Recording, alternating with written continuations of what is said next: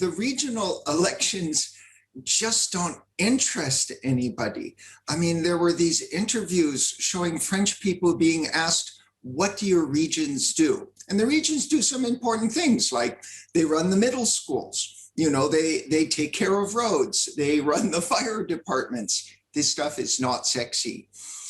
So it's a kind of election where the government needs to make more of an effort to get the turnout. And they can do things. They can do things like mail-in ballots or even electronic ballots.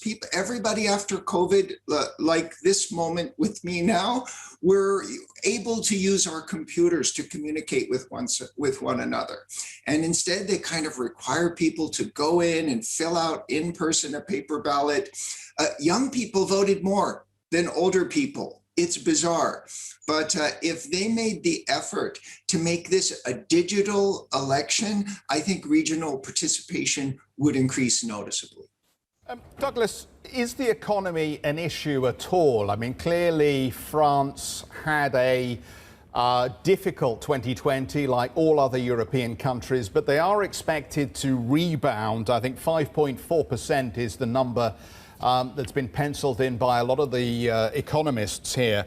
But it's going to be hard charging, isn't it, with these sporadic flare-ups in the COVID pandemic.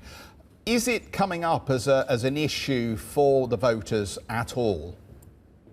Yeah. The voters are divided among a whole spectrum, a whole range of parties, but they remain fairly stable in their identity. So the positions they're going to be taking on the economy are predictable. So on the far left, they're going to be complaining about downsizing, outsourcing, protection of rights. On the far right, they're going to be complaining generally about what is perceived as a bad performance by all the systemic partners.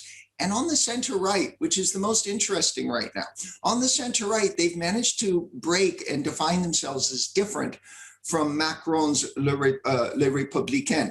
But for Macron, what's essential is this post-COVID wave, which is coming in all around the world as trade increases, as you can see it in the commodities market, as commodities run short, as the economy is picking up. All of the world's major powers are positioning themselves to receive foreign investments. And France is going to have a great year compared to what it had before COVID.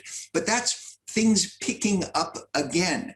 And it's going to have to compete with other countries.